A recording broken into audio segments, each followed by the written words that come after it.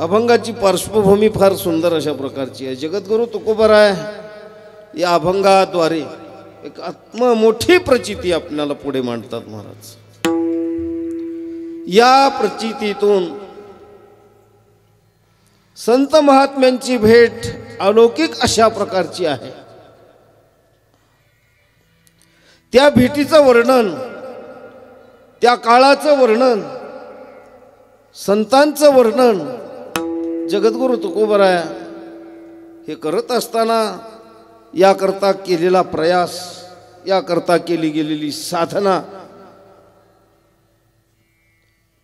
आणि त्या महत्प्रयासातून प्राप्त झालेले संतांची चरण याचं महिमा वर्णन करतात। विठ्ठल विठ्ठल विठ्ठल विठ्ठल विठ्ठल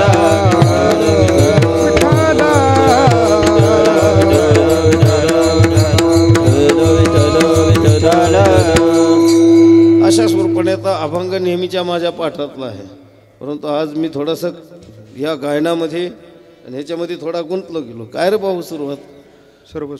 सर्व सुखे आजी येथेची ओळली, संतांची देखिली चरणांबुज। आता 3 चरणाचा अभंग आहे, नेहमीचा पाठातला अभंग आहे, पण होऊ शकतं कधी ज्या वेळेला या बुद्धीला अनेक कामं सुटतात ना, ती महत्त्वाचं काम विसरून जात असते। बरं, असं काही ठराव करत नाही मी कुठं गेल्यावरती, तर आलं तर सुरू असं आहे काम। मला काही ठराव करून अभंग बघून मग ती असं करावं लागेल तसं करावं लागेल असलं मला काही येत नाही। आधीच येडं गातड आहे, त्यामुळं काही विषय येत नाही असं काही करायचं। अज्ञान आहे। तेव्हा तुकोबराय म्हणतात, सर्व सुखे आजी येथेची ओळली। आमची पीटी मास्तर राहिली ती स्वरच द्यायना की नाही। काय नाव? गाळवंडीचे आमचे सकाराम महाराज, हे जुनेच आहेत। ते बोलले आता आम्ही स्वर नाही दिला तर आम्ही लक्षातून जातो, मग त्यांनी स्वर दिला, बरं केलं। पण आता चालू राहू द्या। विठ्ठला विठ्ठला विठ्ठला सगळी प्रेमाची मंडळी आमचे गोकुळ महाराज आहेत, ही सर्व प्रजनी मंडळ आहे, इथलं सर्व प्रेमाची मंडळी आहे। तेव्हा जगद्गुरु तुकोबराय म्हणतात, सर्व सुखे आजी येथेची ओळली, संताची देखिली चरणांबुज। किती छोटा अभंग आहे आणि अर्थ करायला काही अवघड नाही, सरळ सरळ कळणारा असा अभंग आहे। सर्व सुख म्हणजे जगात अनेक सुख आहेत आणि सर्व सुख संतांच्या पायावरती आहेत, असं तुकोबरायांची प्रचिती आहे। महाराज, प्रचितीला सुद्धा फार महत्व आहे। शास्त्राची प्रचिती असावी, आत्म्याची प्रचिती असावी, बरं, देवाची प्रचिती असावी आणि साधूंची प्रचिती असावी। प्रचिती म्हणजे अनुभव। प्रचिती याचा अर्थ काय आहे? आणि अनुभव हा येण्याकरता जन्माला आला की अनुभव येतो असं समजायचं कारण नाही, आणि येत असतोच असंही नाही, नाही येतच नसतो, काही काळ जावा लागतो। बरं, मोठा झाला म्हणजे 80, 85, 90 वर्षाचा झाला म्हणजे अनुभवाने शहाणा असतो नाही, असंही काही समीकरण नाही, असंही काही गणित नाही, असंही काही सूत्र नाही। अनुभवामध्ये ज्यांनी तपश्चर्या केलेली असतील ज्या विषयाची, तो त्यातला अनुभवी श्रेष्ठ ठरतो। मग शेती व्यवसाय असेल, व्यापार व्यवसाय असेल, ज्याचं दीर्घकाळ ती सेवा झाली असेल, किंवा नोकरी असेल, अथवा कीर्तन असेल, भजन असेल, नामस्मरणाधिक असेल, किंवा अन्य अन्य योगाधिक साधनं असतील, कर्माधिक साधनं असतील, ज्या साधनामध्ये ज्याने अत्यंत जास्त काळ पराकाष्ठा केलेली असते, दीर्घकाळ, तो अनुभूतीला प्राप्त होतो। तो जो अनुभूतीला प्राप्त होतो तो सांगण्याचा अधिकारी असतो, अन्यथा कुणी उठून काही सांगून उपयोग होणार नाही। आणि साधनेची बळकटी या अभंगामध्ये सर्वस्वी श्रेष्ठतम सांगितलेली आहे. कशी साधना आहे? सुख हे जे आहे ते अन्य मार्गामध्ये आहे. सुख काही एका प्रकारचं नाही. विषयाचं सुद्धा सुख आहे. विषयाच्या सुखामध्ये गुरफटला तर पुन्हा पुन्हा जन्माला यावं लागतं, पुन्हा पुन्हा मरावं लागतं. विषयाचे समसुख बेगडाची बाहुली अभ्राची सावली जाईल लया, अभ्राची सावली जाईल लया. विषयाचे समसुख बेगडाची बाहुली अभ्राची सावली जाईल लया, अभ्राची सावली जाईल लया. विषयाचे समसुख कशा सम? बेगळाची भावली सम. कशा सम? आभराची सावली सम. काय होईल? जाईल लया. विषयापासून सुख होतं हा भ्रम आहे. हा भ्रम जर चांगल्या पद्धतीने निवृत्त नाही झाला मग मात्र पंचायत होते. पूर्वजन्मी पाप केले बहु विस्तारी, पूर्वजन्मी पाप केले बहु विस्तारिले. नाशिवंत सेविता मीर गोंधळी, नाशिवंत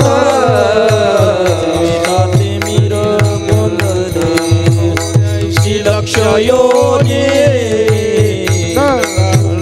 भोगिले 84 लक्ष योगी भोगिले.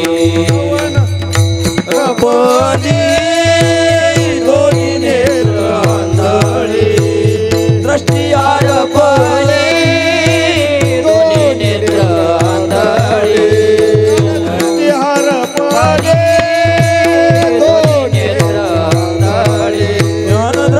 आरपली दोन्ही नेत्र. धर्म जागो सदैवाचा देवा परमुपकारी, आंधळ्या दृष्टी देवा देवा परमुपकारी. धर्म जागो सदैवाचा देवा परमुपकारी, आंधळ्या दृष्टी देवा त्याचे नाम उच्चारी. सिंगलच चलून त्या वारकऱ्यासारखं केलं ना तर 3 तास बी कीर्तन सुटायचं नाही. असं आहे. काय सुरुवात? सर्व पूर्वजन्मी पाप केले ते हे बहु विस्तारिले.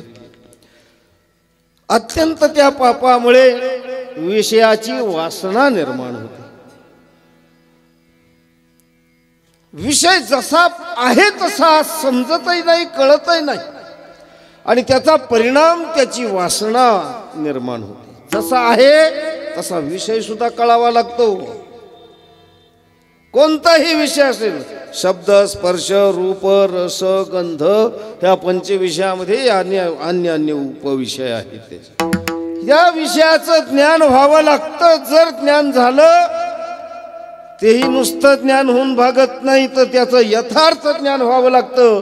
त्यावेळेला त्या व्यक्तीला स्वीकार किंवा अस्वीकार याची बुद्धी प्रामाण्यता निर्माण होत असते, अन्यथा होत नाही. त्याचं यथार्थ ज्ञान व्हावं लागतं. विषय न कळल्याचा परिणाम पुन्हा पुन्हा भोगावंसं वाटतं. कसं भोगावं वाटतं मला सोपं सांगतो. विषयाचे करी ध्यान त्यास तो संग लागला, संगातून फुटे काम क्रोध कामात ठेविला, क्रोधातून जडे मोह मोहाने स्मृती लोपली, स्मृती लोपे बुद्धिनाशची, म्हणजे आत्मनाशची विठाला विठाला विठाला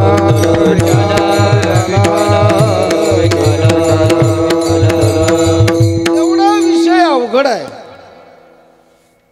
त्या विषयाचं ध्यान जसं करावं, त्याचं ध्यान का वाढत जातं, ती साधना त्या विषयाच्या संबंधाची सुद्धा एक काय असते, ती साधना असते. ती पापामुळे ती साधना होते. विषयाची साधना कशामुळे होते? पापामुळे होते. आणि भगवंताच्या नामाची साधना पुण्यामुळे होते. विठाला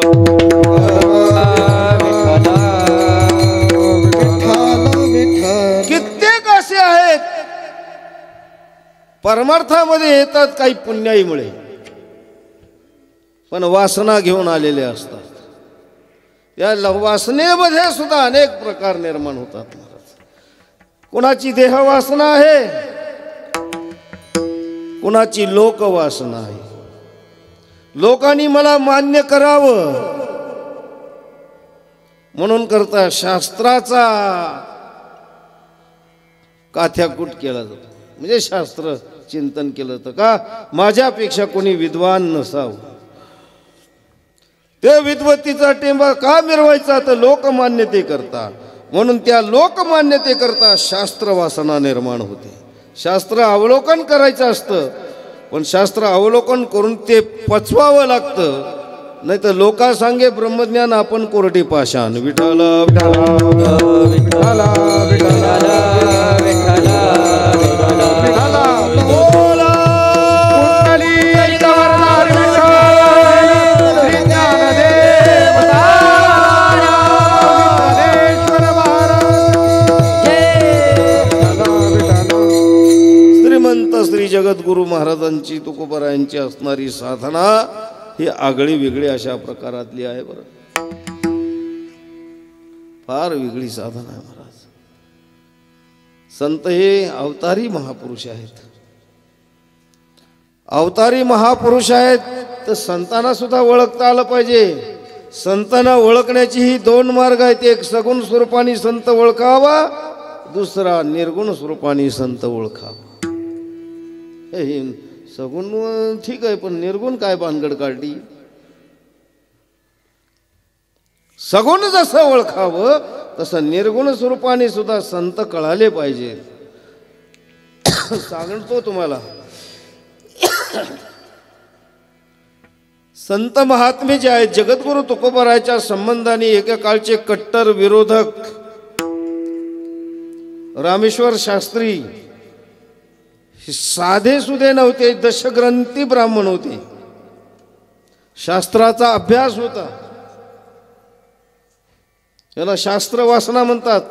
दशग्रंथ पाडणं म्हणजे एवढं सोपं नाही. म्हणजे तिथे गीता, ब्रह्मसूत्र भाष्य, हे पांत ग्रंथ जे आहेत वेगवेगळ्या प्रकारचे, त्याचं अध्ययन आहे. बरं,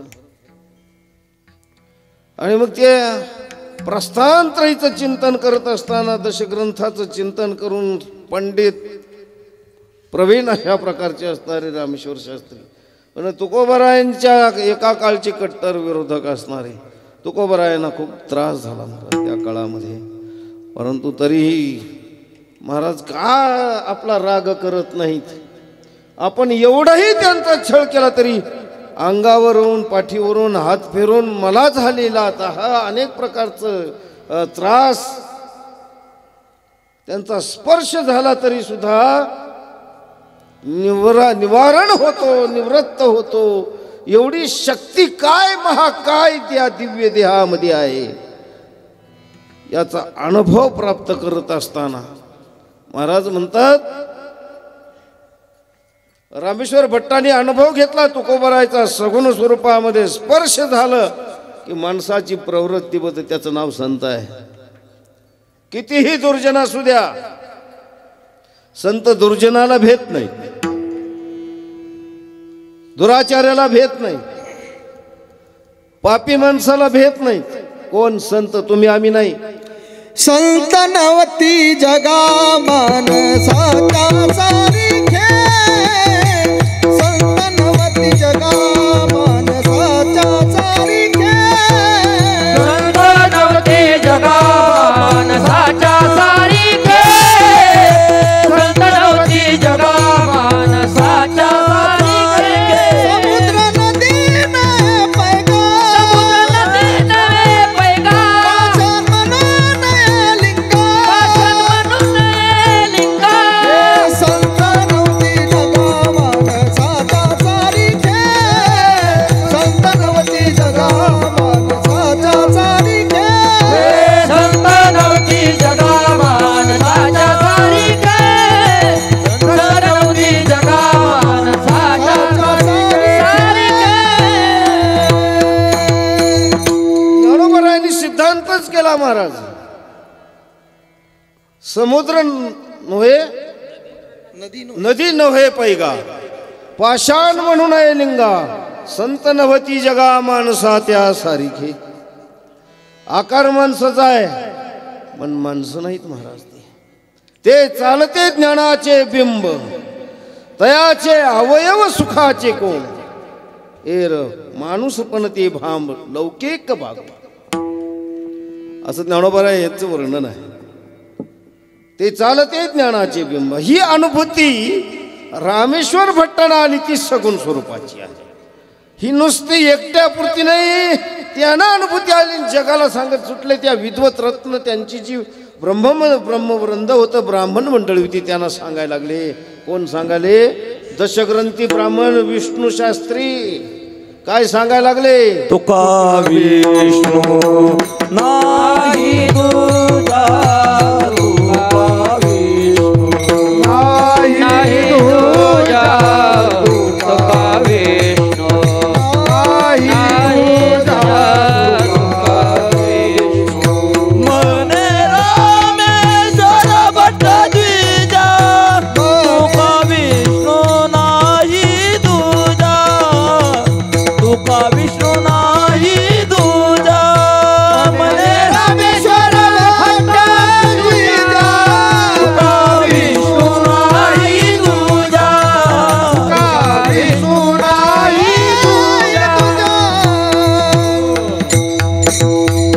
ही सगुण स्वरूपाची प्रचिती संतांच्या बाबतीमध्ये अशी यावी लागते. संतांच्या बाबतीमध्ये या पद्धतीने संतांची प्रचिती अनुभव प्राप्त व्हावा लागतो. सगुण स्वरूपाने संत जगामध्ये वावरत असतात. कळतात का? कळत नाही. तुमच्या आमच्यामध्ये वागत असतात संत महात्मे. कळतात का हो? ते कीर्तन करत नसतील, भजन करत नसतील, गाता येत नसेल, ताल स्वर नसेल, बरं अरे बाकीचं काही नसेल पण आचरणाचे संत आहेत. बाकीच्याला काहीच महत्व नाही. विठाला विठाला विठाला विठाला सगळं आहे ना. आचरण भ्रष्टता असेल सगळं आहे पण आचार भ्रष्ट जर असेल तर संत ठरेल. याच्यातलं काहीच नाही पण आचाराची शुद्धता आहे. ते जरी सामान्य असले तो शेतकरी असू द्या, व्यापारी असू द्या, नोकरदार असू द्या, अन्यथा काही असू द्या. बरं साईबाबांच्या काळामध्ये दासगणू नावाचे फौजदार होते त्या काळात. आणि साईबाबांचा स्पर्श झाला, प्रचिती आल्याबरोबर सर्वस्व त्याग करून दासगणू महाराज झाले. महाराज अनुभव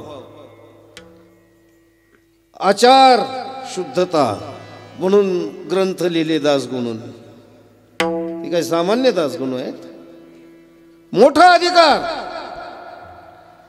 आणि साधू कसा असेल हे सांगता येत नाही. त्याचा वेश सांगता येणार नाही.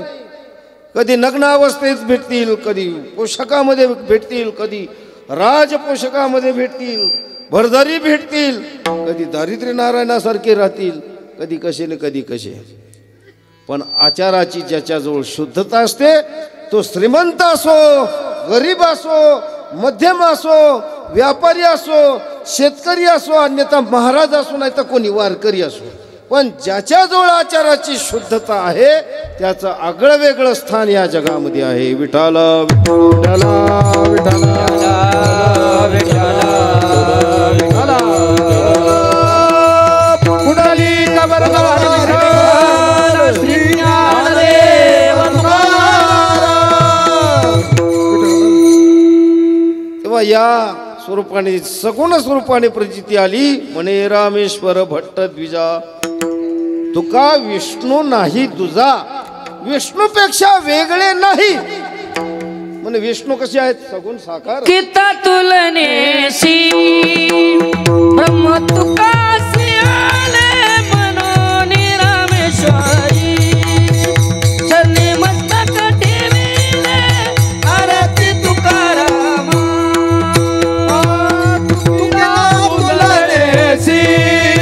ब्रह्म तुकासी आले म्हणून रामेश्वरी चरणी मस्तक ठेविले आरती तुकारामा. तुकोबर आहे कसे असतील सगुण स्वरूपाचं चिंतन करत होतो. मग निर्गुण स्वरूपाने कशी आहे त्याची प्रचिती अगोदरच दाखवली त्यांनी. खामकर महाराज ना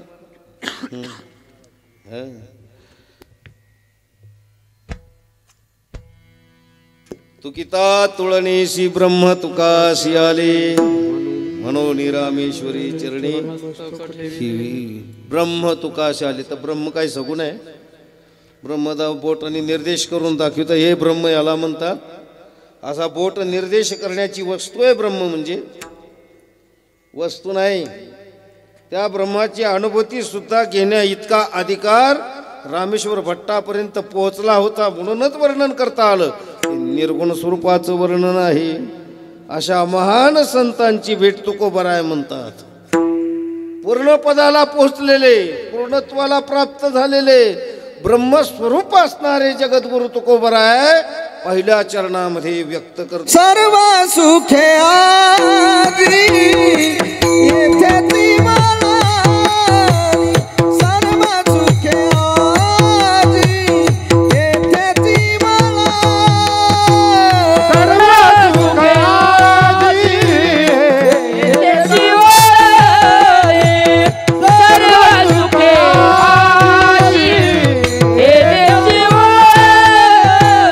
सर्व सुखे आजी येथे सर्व सुखे आजी येथे ती मला, सर्व सुखे आजी येथे ती मला, सर्व सुखे आजी येथे सर्व सुखे आजी येथे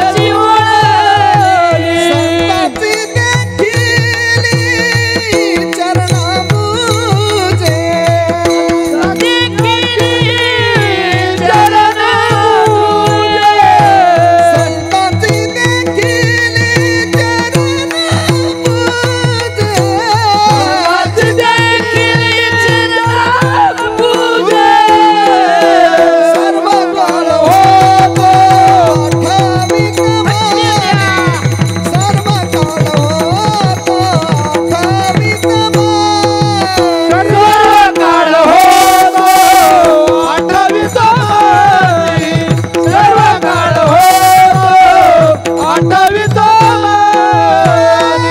सर्व सुखे आजी येथेची बोलाली, जय हो. संतांची देखिली चरणाबुजे, संतांची देखिली चरणाबुजे, संतांची देखिली चरणाबुजे, सर्व सुखे येथे ओळखली, संतांची देखिली चरणाबुजी, संतांची देखिली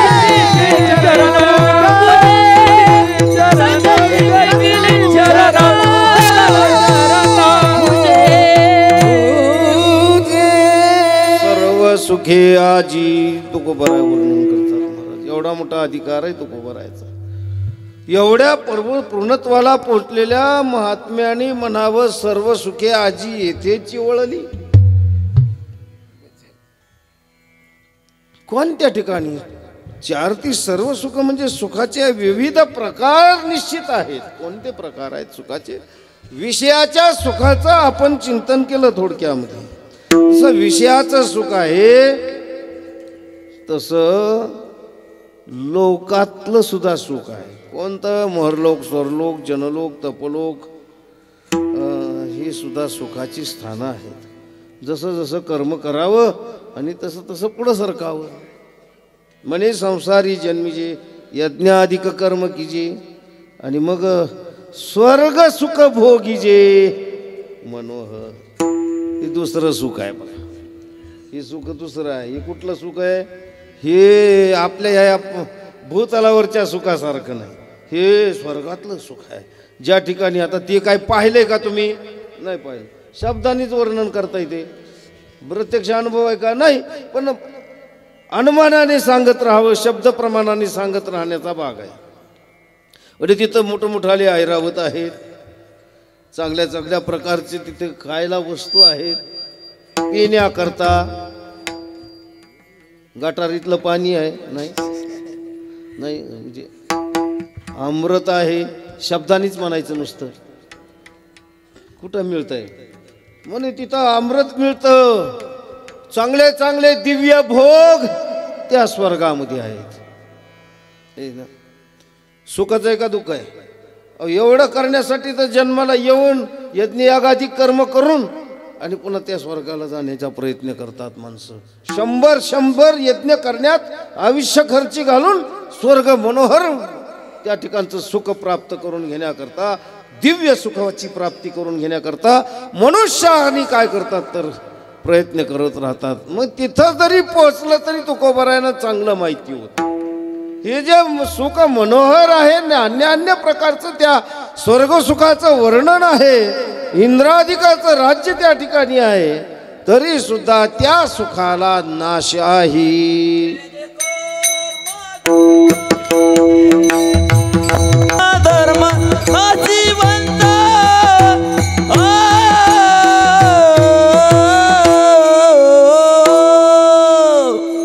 तुका मन त्यांचे कळले आम्हा वर्म. तुका मन त्यांचे कळले आम्हा वर्म. तुका मने त्याचे कळले आम्हा वर्म. तुका मने त्याचे कळले आम्हा वर्म.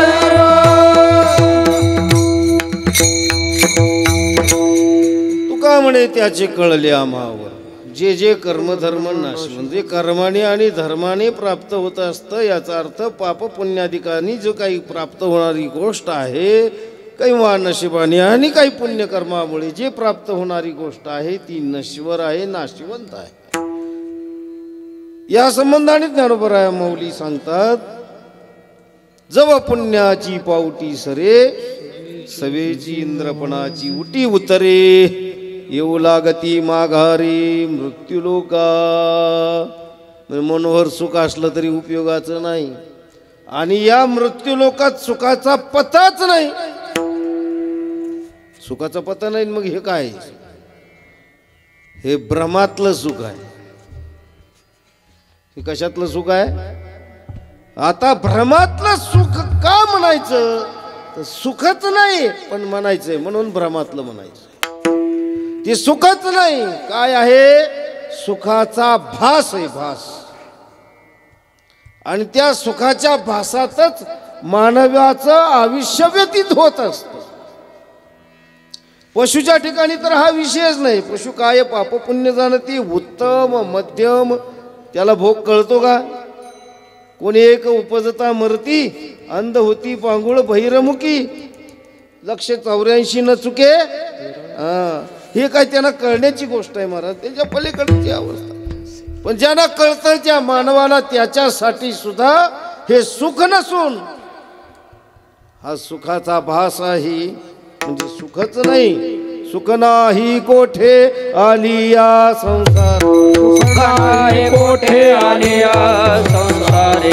नाही कोठे आलिया संसार. नाही कोठे आलिया संसारा.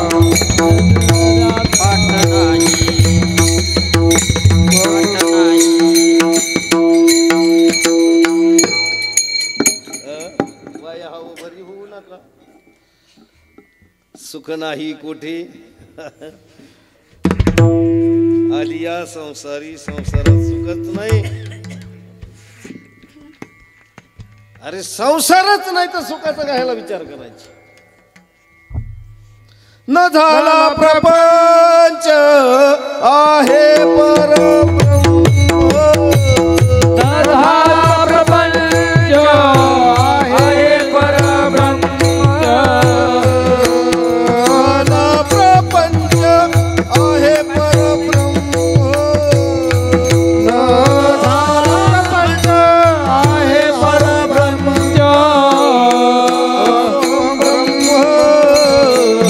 आकळले अहम सोहम ब्रह्म.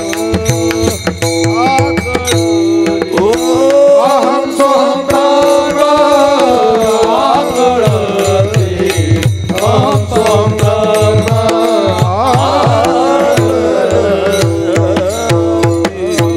प्रपंच झालाच नाही महाराज.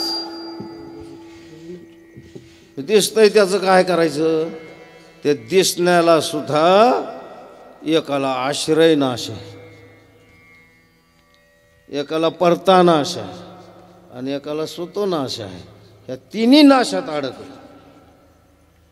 हो. मग शाश्वत काय आहे.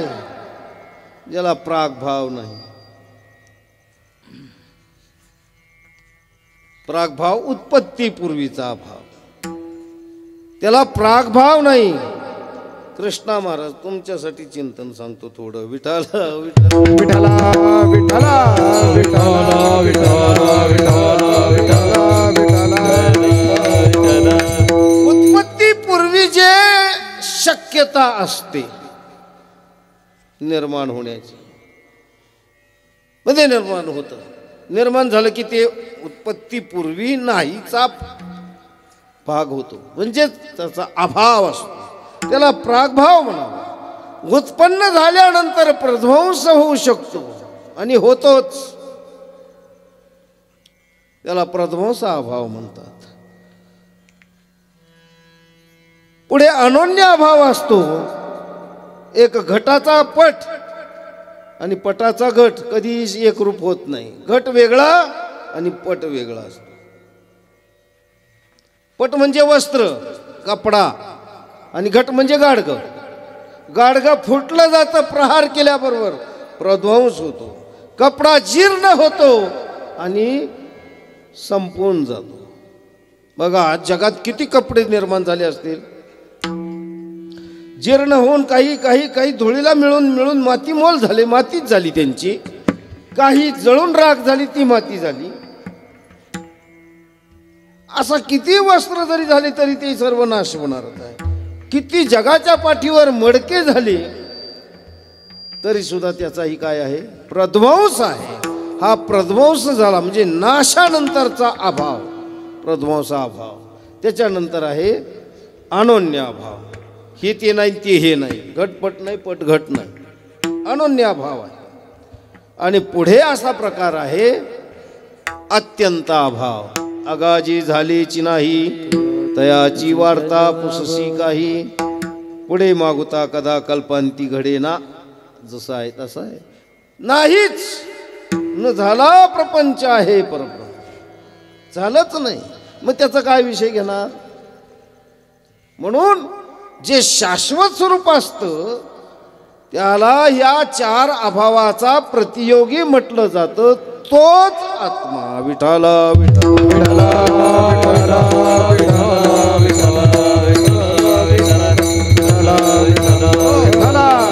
आत्म्या संबंधाचं ज्ञान महापुरुषाजवळ असतं. कोणालाही आत्मज्ञान नाही. आणि ज्याला झालं आणि त्यांनी जर सांगत सुटला तर त्याला नक्की समजावं हे बावळट वर्गातलं आहे. काय आहे, बावळट वर्गातलं. आत्मज्ञान झालेली गोष्ट जगाला सांगू शकतो. जाऊ द्या आत्मज्ञानाची गोष्ट, तुम्हाला काय करायचं. आत्मज्ञान मला कळणार, तुम्हाला समजणार. आणि आपला स्वभाव आपलं व्यवहारातलं उदाहरण पाहू म्हणजे आपल्या लक्षात येईल. बाबा साखर खाल्ली तुम्ही, आपल्यातल्या आपल्यात चलून द्या. खाल्ली ना, बर. कशी काय लागली? गोड लागली. शुगर नाही ना तुम्हाला? मग बरं आहे. साखर गोड लागली ना, चांगलं आहे. त्याच्या साखराच्या अगोदर तुम्ही आंबा खाल्ला होता? खाल्ला. आंबा कसा लागला? गोड लागला. असं म्हणा, मी शिकवतो तुम्हाला. कसा लागला? आंबा गोड लागला. फळ एखादाच गोड लागलं आहे ना. म्हणजे आंबा गोड लागला, फळ गोड लागलं, पण कशासारखं गोड लागलं? साखरासारखं गोड लागलं. बरोबर आहे ना? गोड लागलं म्हणजे कसं गोड लागलं तुम्हाला? साखरासारखं गोड लागलं. तुम्ही साखर खाल्ली, बरोबर आहे ना? आता साखर कुणासारखी गोड लागली सांगा? साखरासारखी लागली. किती गोड लागली? राहता का सांगायला? शिल्लक खाल्लेली तर आहे. तुम्ही आता माझ्या समोर आहात, तरी सुद्धा तुम्ही मला किती गोड लागली सांगायला शिल्लक राहत नाही. याचा अर्थ असा आहे की जर सामान्य वस्तू या प्रपंचातली सांगण्याकरता सुद्धा मनुष्य शिल्लक राहू शकत नाही, गोडी सांगता येत नाही प्रमाणात, इतकी गोड सांगता येणार नाही. नुसती गोड, अरे किती गोड ते म्हणणार. तू खाऊन बघ, मग तुला कळलं. लक्षात आलं? ज्या वेळेला आम्ही खाऊ त्यावेळेला आम्ही सुद्धा शिल्लक राहणार नाही. हे ब्रह्मज्ञान विठाला विठाला विठाला विठाला विठाला पुंडलिका ज्ञानदेव तुकाराम पंढरीनाथ भगवान जय.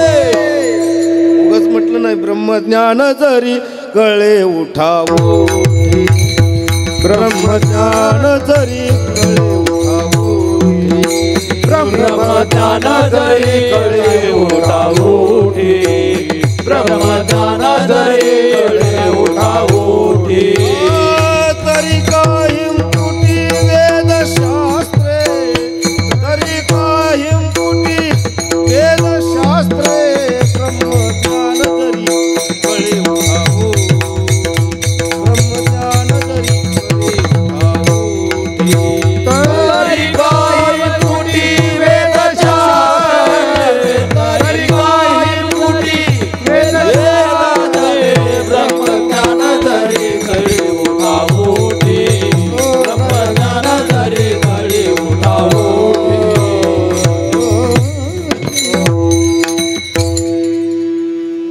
ब्रह्मज्ञान एवढं सहजासहजी कळणारी गोष्ट नाही.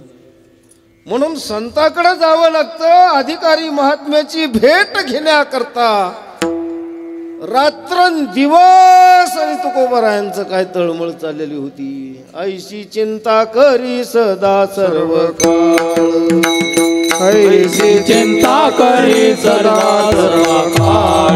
हे रात्रंदिवस हे तळमळ, रात्र दिवस हे तळमळ. तुका म्हणे नाही आपुले बळ, तुका म्हणे नाही आपुले बळ.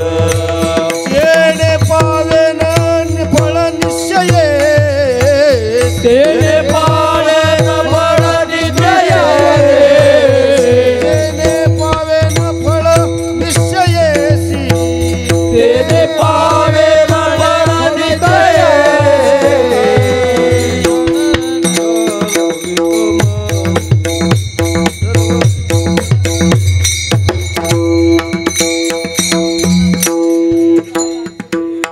जव काळ असे दुरी ठेला, तू हरिगुण गाय ऐक वहिला. कधी कधी असं घडतं. तुम्ही खाली बसल्यामुळे मलाही मिळला का नाही. आणि इकडं संचय लागतो. कीर्तन म्हणलं थोडंफार टच झालं की पुढं सरकत आहे माणूस. काय जव काळ असे दुरी ठेला, तब तू हरिगुण गाय हाय हरिगुण गाय ऐक वहिला, मनी भाव धरुणी भला. धरुणी त्याला. असं स्वरूप आहे महाराज. म्हणजे तुकोबाराय सांगतात की वा, संतांची भेट घेण्याकरता तळमळ करावी लागते. आपल्या हातातली गोष्ट नाही. साधूची भेट होणं एवढी सोपी गोष्ट नाही. ती आपल्या हातातली गोष्ट. अनेक जन्म तिळ तिळ पुण्य साचा पुढे ते हे बहुता जन्मी जोडे नाम तुझे वाचेशी आतुडे समागम घडे संताचा. तिळा तिळानी पुण्य संचय व्हावा लागतो. सत्कर्माचं पुण्य संचय व्हावा लागतो. सदाचाराचं पुण्य संचय व्हावं लागतं. एवढंच नाही, अनादि काळाचं पुण्य संचय व्हावा लागतो. आणि मग त्या पुण्याईचं फळ भगवंताची सेवा घडत असते. बरं, अतिथीची सेवा घडते. मातृदेवो भव आईची सेवा घडते. पितृदेवो भव वडिलाची सेवा घडते. मग पुण्याई आहे. पुण्याई कमी पडली आई कळणं बाप कळणं. एवढंच सांगतो तुम्हाला, जास्त नाही सांगत. मला आई बाप सांगाय येत. पुण्याई कमी पडली की आई आणि बाप कळू शकत नाही. अतिथी कवा कळेल?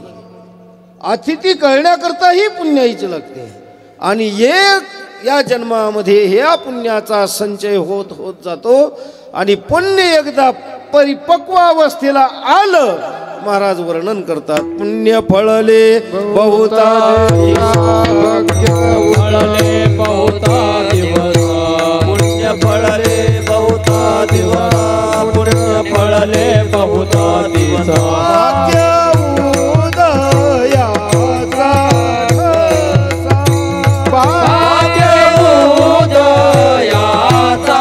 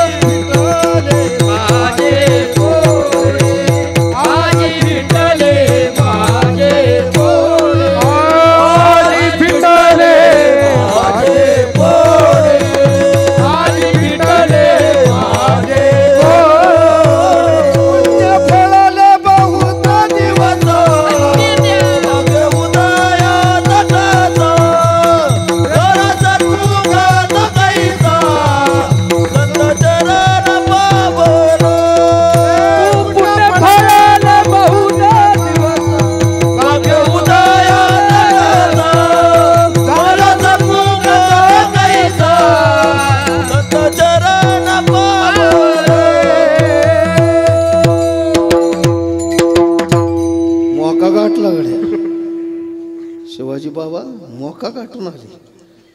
पुण्य फळले बहुता दिसा. विठाला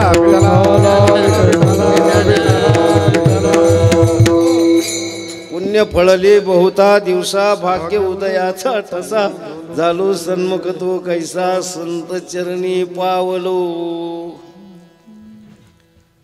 संतांची भेट होण्याकरता महत् पुण्याई लागते.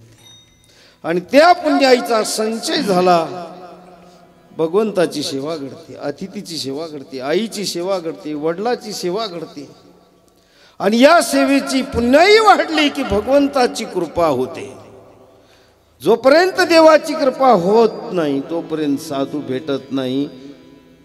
बहु अवघड आहे संत भेटी बहु अवघड आहे संत भेटी बहु अवघड आहे संत भेटी बहु अवघड आहे संत भेटी. जगती करुणासे परित्याग करुणा के ऐसे वर्म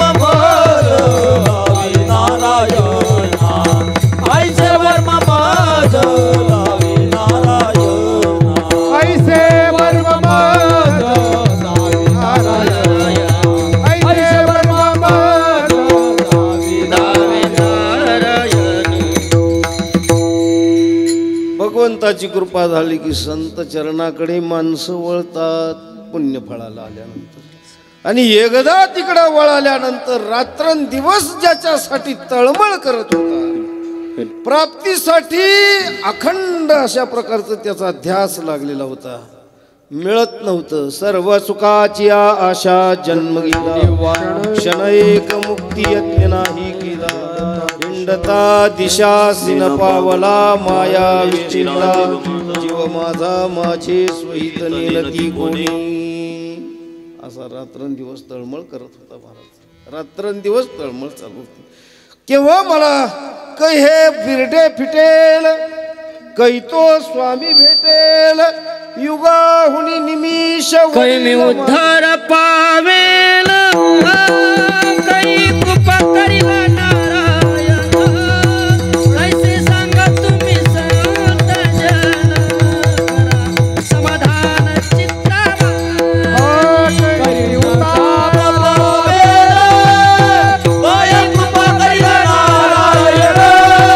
कैसे तुम्ही सांगा संत जन, समाधान चित्तावा. कै मी उद्धार पावेन, कै कृपा करील नारायण. ऐसे तुम्ही सांगा संत जन, करा समाधान चित्त माझे. माझं समाधान कसं होईल? समाधानासाठी तर हे सगळं चाललंय, सुखासाठी तर चाललंय. सर्व सुखाच्या आशेतच जन्म जातो, सर्व सुखाची आशा जन्म.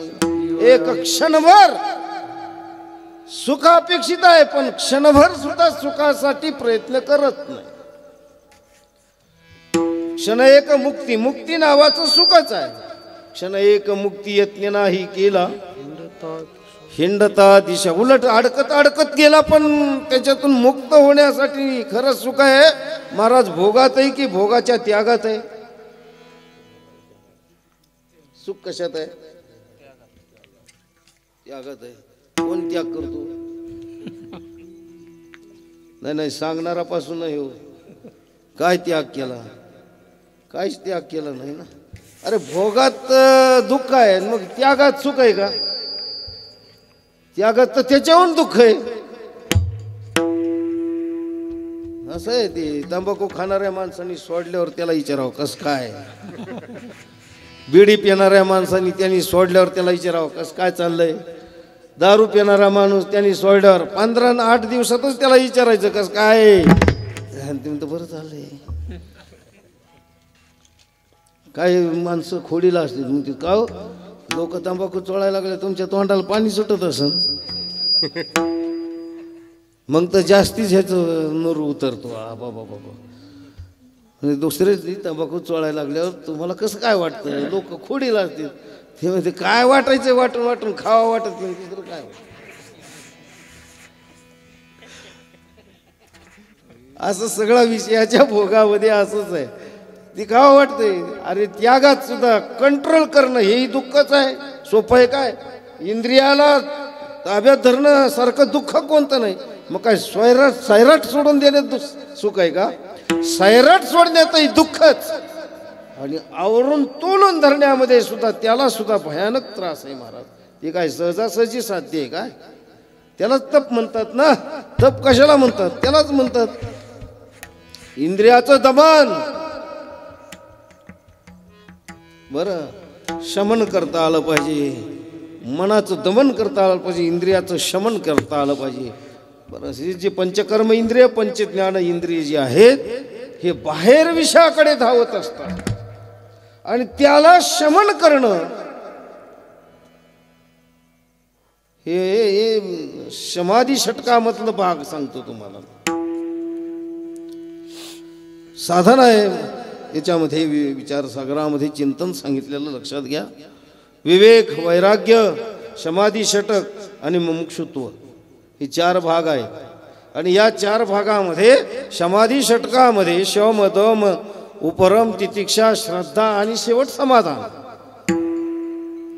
ही 6 अंग उपांग सांगितलेली. त्या 6 अंगामध्ये हा भाग आहे शम आणि दम. मनाचा निग्रह करता आला पाहिजे, इंद्रियाचा निग्रह करता आला पाहिजे, मन सावरून धरता आलं पाहिजे, मन बाहेर नाही धावलं पाहिजे. आणि मन जर बाहेर धावलं तर सगळंच मनाच्या हातात आहे. मनाची पाटील पाटील मनाची पाटील देहगावचा विश्वास धरू नका त्याचा, घात करील नेमाचा पाडील फशी. हे मी आलो रायाचा जोशी हो राई का दादानो, मी आलो रायाचा जोशी हो आलो रायाचा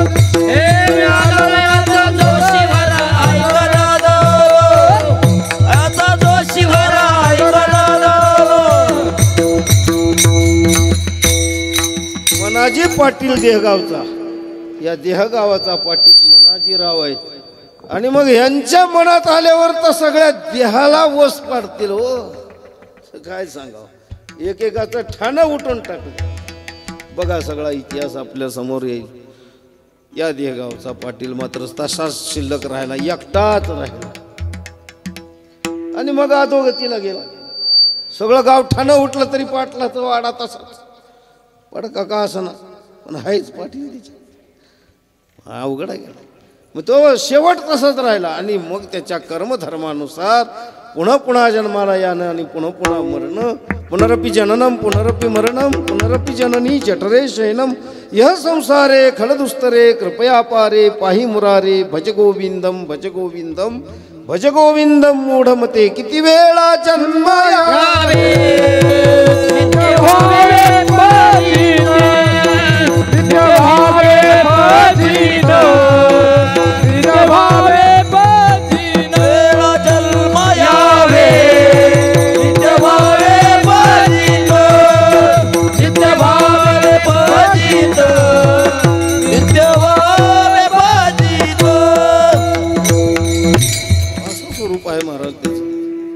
करण्यासारखा भाग आहे. नित्य विषय सेवनामध्ये पुन्हा पुन्हा जन्माला यावं लागतं, पुन्हा पुन्हा मरावं लागतं. किती वेळेस यावं लागतं की त्याची गणित नाही. एक एक योनी कोटी कोटी फेरा अशी परिस्थिती आहे. अत्यंत अवघड आहे. हे सगळं चालत असताना तुकोबराय म्हणतात, आता हे जे सुख आहे एवढ्या पसाऱ्यात सुखाला प्राप्त करायचे, अन्य प्रकारची सुख जगतामध्ये आहेत, त्याची निवृत्ती आहे. सगळं सुख सुटलं तरी वैकुंठाचं सुख, ज्याच्यासाठी म्हणले तुकाराम महाराज सुद्धा सदेह कुठे गेले, प्रयाण काळी देवी विमान पाठविले, कलिकाळा माझी अद्भुत वर्तविले, मानव देह घेऊन निजधामा गेले. जय जयाजी सद्गुरु स्वामी तुकया दाता. असं आहे. महाराज स्वतः सदैव वैकुंठाला गेले. म्हणजे वैकुंठाला गेलं तरी सुद्धा महाराजांनी वैकुंठाची गंमत पाहिली, पुन्हा प्रार्थना केली, नको वैकुंठी वास आहेत या सुखाला, वैकुंठी वास आहेत या दुःखानाचा.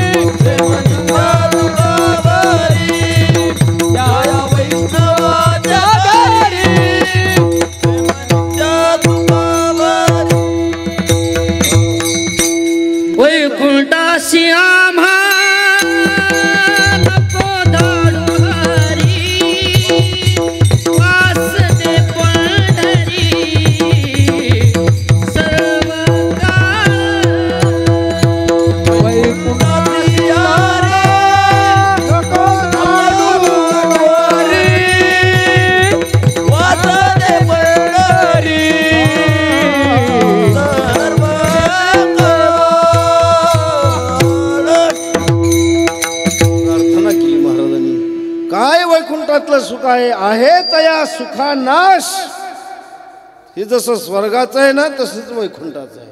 पुण्य संपलं, साधना संपली, पुन्हा माघारी यावं लागतं. मग तिथं आहे काय? नको वैकुंठचा वास आहे तया सुखानाश. अद्भुत हा रस कथा काळी नामाचा या वैष्णवाचे घरी.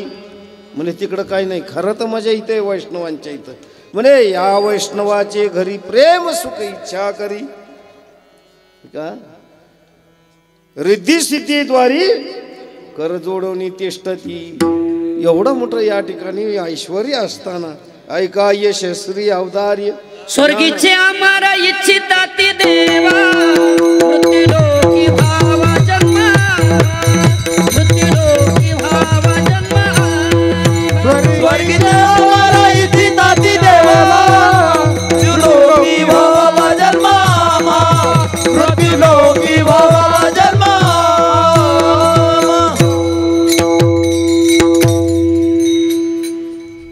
स्वर्गीचे अमर काय वैकुंठातले काय नको. तिथं पाठवही नको आणि तिथला आम्हाला सगळी गंमत माहिती आहे. त्या वैकुंठात सुद्धा काय असतं परत माघारी यावं लागतं. म्हणजे मग इथं मृत्यू लोकात आलं तर पुन्हा पुन्हा जन्माला यावं लागतं, पुन्हा पुन्हा मरावं लागतं. हे चांगलं आहे का? काय सांगू गर्भीची यातना मज भोगिता नारायणा मासमळ मूत्र जाणा तुझं क्षणा क्षणा ध्यातसे. इतका अवघड हे गर्भवासाचं दुःख. हे तुम्हाला पचल का? हे पटल का? हे कसं आहे? अवघड आहे. त्यापेक्षा वैकुंठाला राहा माझ्याजवळ. ती म्हणले तू तरी कुठं वैकुंठात असतो? तू तरी वैकुंठात आहे का? अरे तूच सुखाच्या अभिलाषेने कुठं गेला? ज्या कारणे देव वेडावला ज्या कारणे देव वेडावला. वैकुंठ सोडून संत सदनी राहिला वैकुंठ सोडून संत सदनी राहिला. ज्या सुखा कारणे देव वेडावला ज्या सुखा कारणे देव वेडावला. वैकुंठ सोडून संत घरी राहिला वैकुंठ सोडून संत घरी राहिला. जो वैकुंठात राहत नाही आणि जो वैकुंठातला हरी परमात्मा स्वयं सिद्ध असनाथ संतांच्या घरी राबतो. महाराज कावडीने पाणी ज्या घरी चक्रपती वाहे अनन्य भक्ती भावे निळा वंदी त्याचे पाये. ओ वाळू आरती स्वामी एकनाथा. असं जगाचा मायबाप त्यांच्या इथे राबतो. एकाच्या इथे राबलाय का? सगळं पा घडू फुंकू लागे नरहरी सोनार माळ्या सावत्यास गुरबू लागे. जनी संगे शेनी लागली चोख भरायचे डोरे उडे. सगळा अभंग पहा. उच्च नीच काही नेणे भगवंत तिष्ठे भाव भक्ती देखून. त्या भक्तांच्या घरी हा स्वतः तिथे काम करतो. नीच कामे करू लागला. त्यांना लाजच नाही भगवंताला. पण तो भगवान परमात्मा आहे तरी कोण? ऐका यशस्वी औदार्य ज्ञान वैराग्य ऐश्वर हे साही गुणवर्य वसती चेत. असं ज्ञानोबा म्हणतात. हे सर्व ऐश्वर्य ज्याच्या घरी नांदत. मग आता तिथं सुखाला काय गुण आहे? कोणतं सुख तिथं न्यून्य आहे? साधूच्या घरी संतांच्या घरी. म्हणून तुकोबराय म्हणतात पहिल्या चरणा सर्व काळ सर्व सुखादी हेथच ओळली. सर्व सुखादी हेथची ओळली. सर्व सुखे येथेची ओळली. सर्व सुखे येथेची ओळली. सर्व सुखादी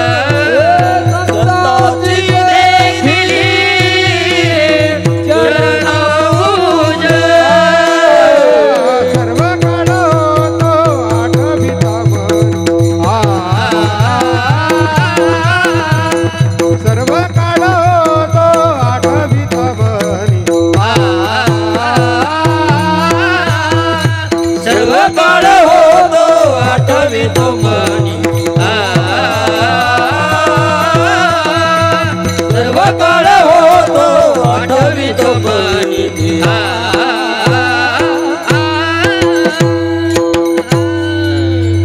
वा सर्व सुखे आजी येथेची ओळली संतांची देखिली चरणांबुज ज्याच्यासाठी मी अट्टहासाला पेटलो होतो सर्व काळ होतो रात्रंदिवस रात्रंदिवस हेची तळमळ ती रात्रंदिवस जी तळमळ चालली होती ती तळमळ आज पूर्णत्वाला गेली धन्य काळ संत भेटी पायी मिठी पडली तो संदेहाच्या सुटल्या गाठी झालो पोटी शीतल रात्रंदिवस ज्याच्यासाठी मी तळमळ करत होतो ती पाऊले आज प्राप्त झाली सर्व सुखे आजी येथेची ओळली संताची देखिली चरणांबुज सर्व काळ होतो आठवीत मणी फिटली ते धनी येणे इच्छा पूर्ती झाली फिटली ते धनी येणे काळ या काळाला या क्षणाला या दिवसाला धन्यता म्हणतात महाराज बरं फिटली ते धनी येणे काळे या दिवशी मी कृतकृत्य झालो इच्छा केली ते पावलो याला म्हणावं आम्हाला काय मोटर गाडी घेतली की म्हणतं कृतकृत्य झालं इच्छा कुठं ठोसला की झाला कृतकृत्य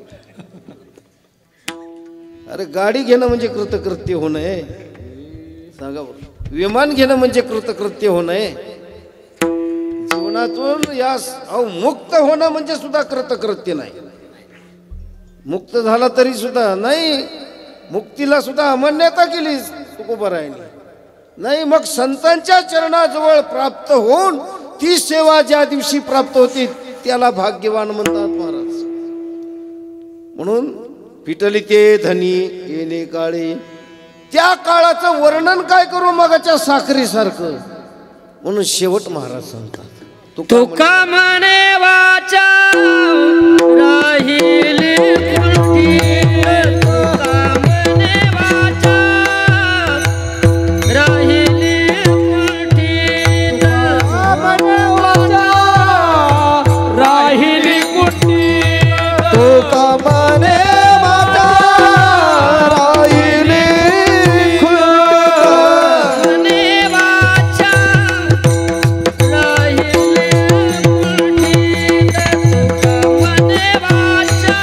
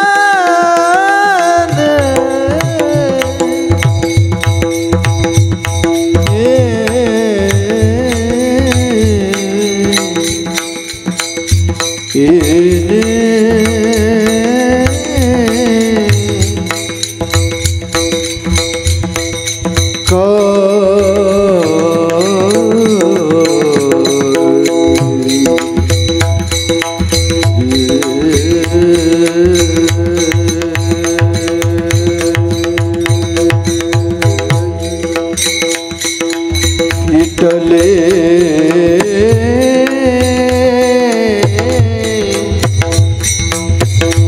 विठले